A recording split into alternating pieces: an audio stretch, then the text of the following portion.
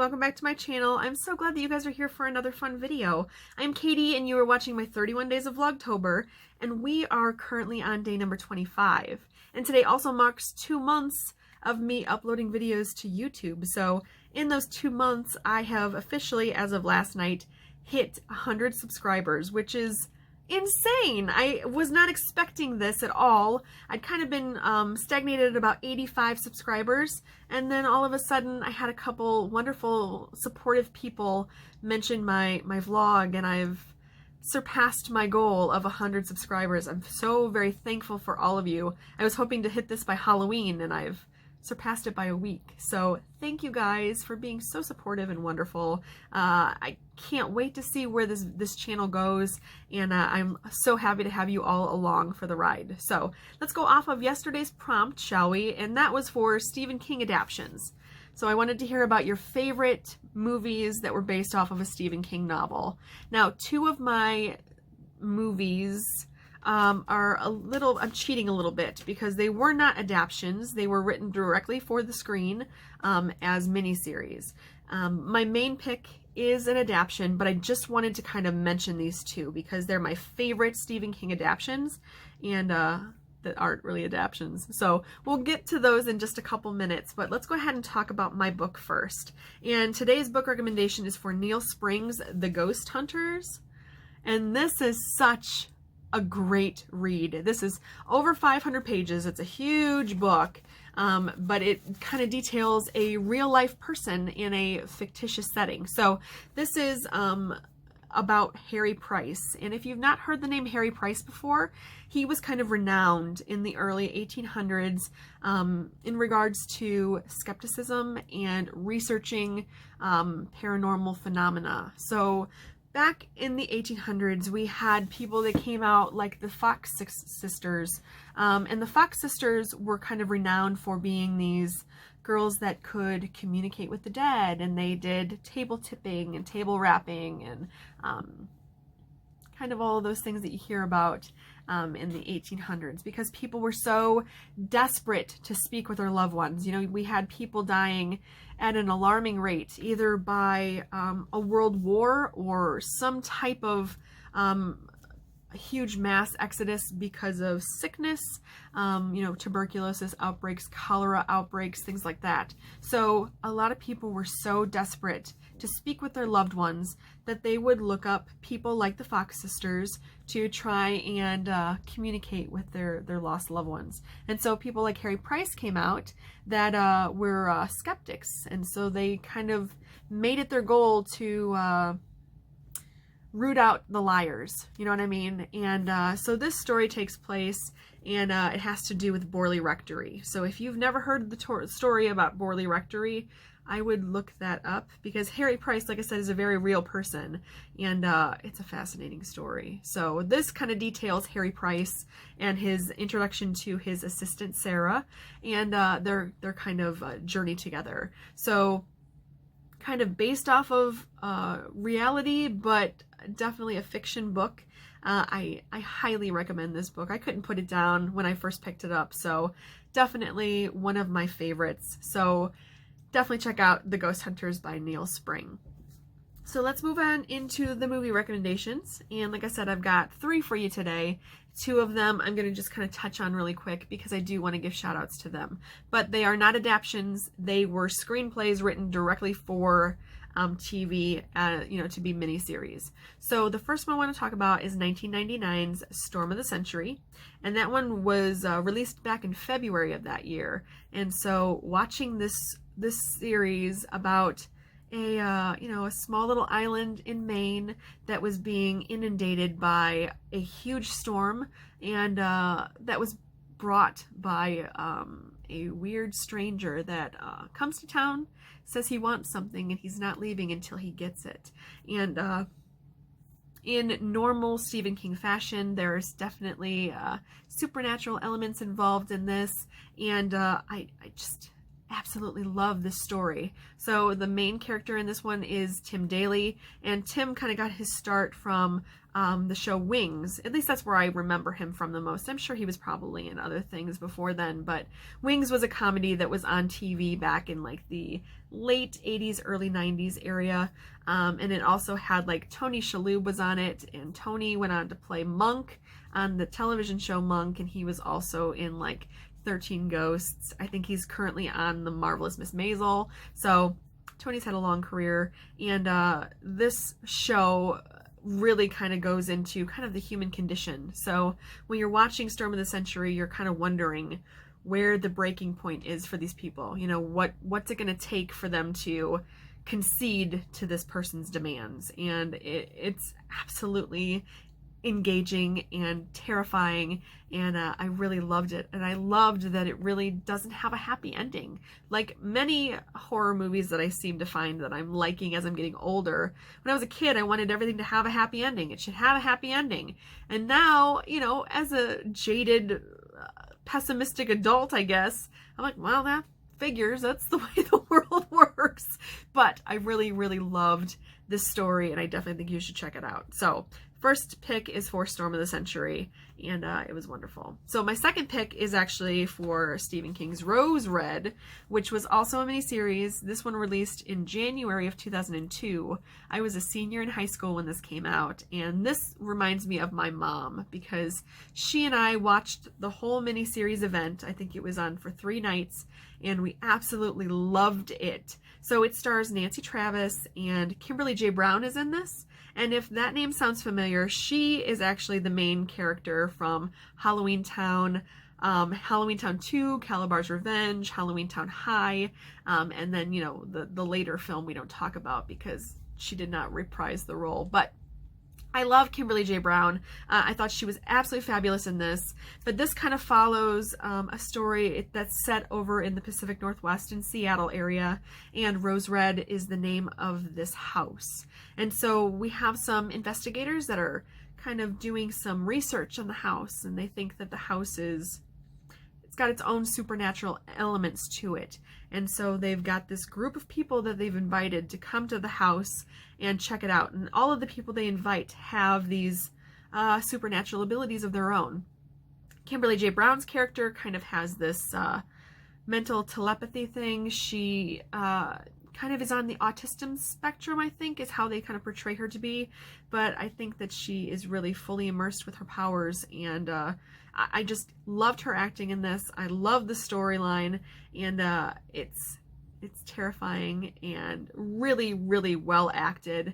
And I will say a fun little, well, it's not fun at all, but it's a weird little piece of trivia about this series is they were filming this from August to December of 2000, and one of the characters, David Dukes, who played one of the doctors in this movie, he actually died in the middle of filming. He died in October, and so they were actually set to film his death scene the next day, so they kind of had to rearrange things. Stephen King had to do a little bit of a rewrite in order to kind of get everything to fall into place, but David Dukes also had a role on the television show Dawson's Creek, which I talked about yesterday. He played Jack and Andy's dad in that series, and so they had to incorporate his death into the series as well. So I didn't remember that part of that film until I kind of was doing some research for today and found out that information, and I thought, well, that's really fascinating. So I definitely recommend Rose Red. Like I said, it's got a lot of good memories for me, but I think it's also just a really well done film. So check out Rose Red and check out Storm of the Century. They're both absolutely wonderful. But like I said, those are not adaptions. They were screenplays written directly for TV. So let's talk about an actual adaptation.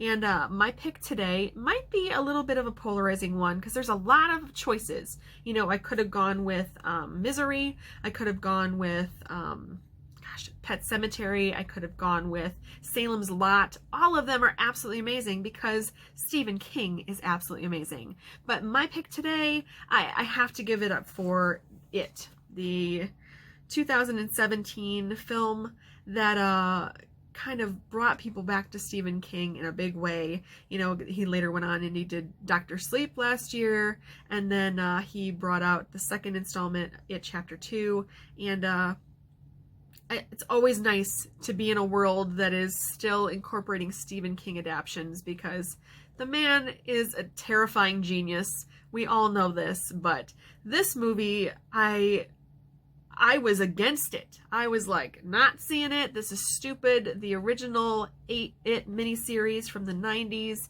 was so good with Tim Curry. And, looking back and watching it now, I realize how different of an adaptation it was from the book's source material. So I get why some people didn't really love that adaptation when it first came out. And this one's kind of the same way. They still took liberties. It is not a carbon cut version of the book, because in the book he really does a good job of flipping back and forth between the kids' story and then them as adults. And so the way they did this series was they focused on the kids in chapter 1, and then when chapter 2 came out, they kind of focused on the adults, and they would have flashbacks to the kid era, but they kept it more so to the adults. And I understand why they did that, but I felt like it kind of lost a little bit of the endearment that chapter 1 gave us, because these kids were so perfectly cast. I really loved Bill's character. I loved Georgie. I loved Richie, Eddie. They were all so good. Ben and Mike. And I felt like I had to say all their names because they were all just that good. But, the adult versions, I think they did a great job kind of piecing together their younger counterpart to the adult. Two of my favorite humans are in that movie. Bill Hader and James McAvoy are two of my favorite actors. I love both of them so much. James McAvoy is my cheat from my husband. You have like a one guy that you could get away with being with. James McAvoy is it for me. I love that guy. But I loved that they paired him up with Bill Hader in this movie because, like I said, they're two of my favorite people. Bill Hader, of course, I watched on SNL, fell in love with him playing Stefan and all of these goofy characters. So to see him play adult Richie, it was just perfectly cast in my opinion, because young Richie was played by Finn Wolfhard, who has the same kind of smart-ass, snarky personality that Bill Hader was able to bring to adult Richie. And I like I said, I just absolutely loved it. So this is my choice, I think, for today. And I do want to give a wholehearted kind of a nod to the 1990 version, because like I said, I was not happy when I found out they were remaking this, because I was that person that kept going, well, at least they haven't remade it. We're getting all of these remakes over the years, and I was getting so jaded and tired of them, and I kept saying, at least they haven't decided to redo it.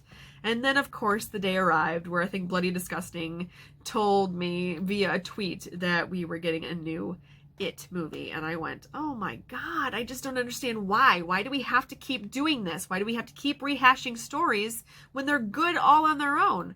But I ate my words most definitely when I saw this, because as I was watching the trailer come together and the TV spots that they were kind of showing for it, I kind of got more and more excited about it, because I had to give it up for Tim Curry playing Pennywise. He was brilliant. He was terrifying. He was funny. He was maniacal. I just loved him in this role, and I just kept thinking nobody could ever beat Tim Curry's rendition of Pennywise. And then Bill comes along, and he's absolutely incredible. I just can't even believe he took that character and he made it his own. I think that he still had a beautiful homage to Tim Curry's Pennywise, but he was able to create his Pennywise that was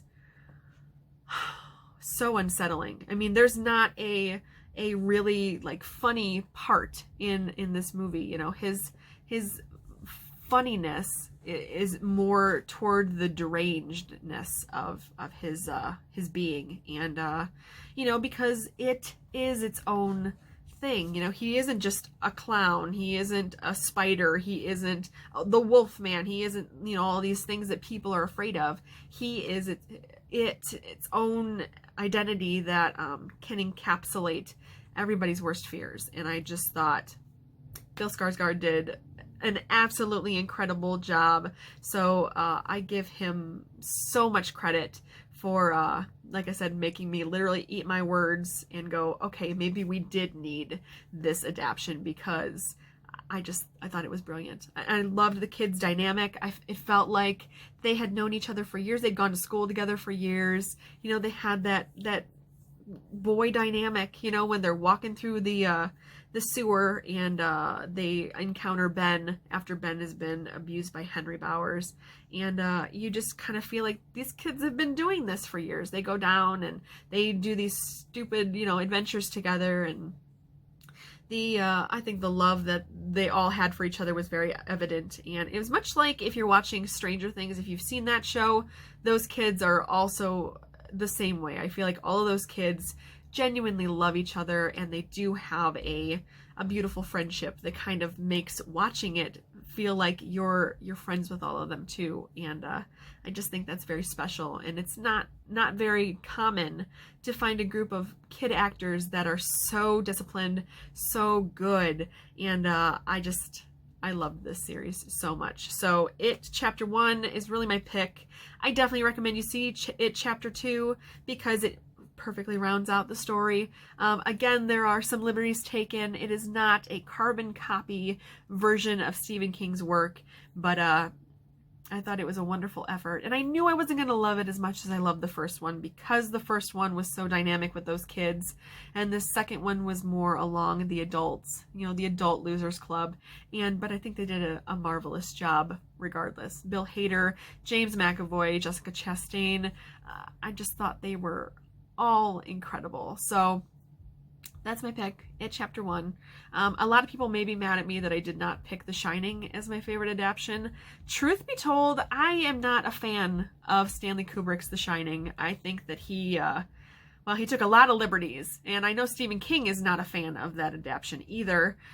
Yes, it is a good horror movie, but the things that Stanley Kubrick put, you know, the cast through, especially Shelley Long, or Shelley Long. God, I can never remember those two. I think it's Shelley Duvall. Anyway, you know who I'm talking about. I felt for her throughout that whole movie as all the characters kind of unravel. So, like I said, I am not a fan of The Shining. I will watch it if it's on TV, but I'd rather watch it. So, that is my choice for today, is It Chapter 1. So let's go ahead and move on really quick to my TV choice for today. And this is another series that has ended. It lasted from 2017 to 2018. We got 2 seasons out of it. And this was NBC's Midnight Texas. And so I thought that this one was going to keep going, because after it got its first renewal, I thought, okay, people are watching it and they really like it. And it kind of is about this town in Texas that has been adopted by the outcasts, by the I guess the monsters of the world, you know, because there's a witch in town, there's a vampire in town, there's a were creature in town, and they kind of all fit perfectly in this small little town. And so the story starts, we get introduced to our main character, Francois Armand, I think is his last name, and he plays the lead character who is able to speak with the dead. That is his kind of supernatural ability. And so he speaks with his grandmother who has passed over, and she kind of tells him that he needs to go to Midnight Texas. And so he gets in his RV and he travels there. He meets all of these kooky characters, and it was just a really cool dynamic to see our typical tales about witches and vampires kind of team up and be together in this group. And I just really enjoyed it. This was actually a adaptation from a Charlene Harris series. She's the same person who did the True Blood series. I've never read the True Blood series. I did watch the show, and it was okay. It was made for, you know, HBO though, so it was overly sexualized, overly like gratuitously bloody, and but that's what you're supposed to get with HBO, right? Like, you're supposed to be, it's like, you know, Game of Thrones or whatever. They try and just tune up all of the blood and the gore and the sex to the top tier, and I'm not necessarily always down for that stuff. So I did enjoy True Blood, but I liked the characters and the development, not so much the content. But this show, I felt like it was kind of a good mix of horror and humor, and I thought they bridged it kind of perfectly. This is not available on Peacock. I looked it up. You know, I keep thinking that these shows are made for the NBC app, but they're not on the NBC app. I mean, they were an NBC show, and it's not streaming there. You can only find it on NBC.com, and I think you have to have like a cable provider to be able to log in and watch it through there. I haven't checked it out yet, but when I was researching to see where it was streaming, that's the only place it was showing, unless you wanted to pay for it through like YouTube or something like that. So I definitely recommend you find it and check it out, though. It's really good. I may just kind of look it up and see if they've got DVD options for it, or I'll probably buy through YouTube, because that's been my thing that I've been doing over the last couple of years. I bought the whole Grimm series through YouTube. I bought all of the Are You Afraid of the Dark series, hints for maybe upcoming episodes. So yeah, but yeah, YouTube's where I pretty much go to increase my collection. So you'll notice that as I'm recommending things that are from, I don't know, probably like 2013 and up, I don't tend to have the DVDs or the Blu-rays anymore, because I keep buying everything through YouTube. So I guess it's a kind of sad situation. I need to start going back and picking up the Blu-ray versions of the things that I love the most, because you never know when they're going to stop streaming them. So anyway, but that is my choice for today, is Midnight Texas for my TV recommendation. And like I said, definitely check out The Ghost Hunters by Neil Spring. Check out Rose Red. Check out The Storm of the Century. Check out It Chapter 1, It Chapter 2. All wonderful parts of my childhood, and I just think that they're fabulous. So those are my recommendations for today. So let us move on to our prompt for tomorrow, and that is, it was a dark and stormy night. So going off of, you know, previous prompts, what I want you guys to do is tell me about a movie that takes place on a dark and stormy night. So there are quite a few movies, of course, that could fit this bill. So I can't wait to see what your picks are, and I'll have a couple selections for you tomorrow. So I hope you guys are doing well. I hope you're staying healthy, taking care of yourselves. You know, wearing your masks, please. It's so important. It's such an easy thing to do. We keep seeing, I live in Ohio, and our numbers are spiking again, and it's just really disheartening, especially coming up right before Halloween. I was so hoping we could kind of get a better handle of it beforehand. My town, Toledo, is still planning on doing trick-or-treating, so I'm thinking I'm gonna have a lot of kids at my house on Halloween, but we are going to be safe. We will be social distancing. We will be masking up, and I hope you will all do the same. Take care of yourselves. Take care of your family members, and I'll see you in the next video.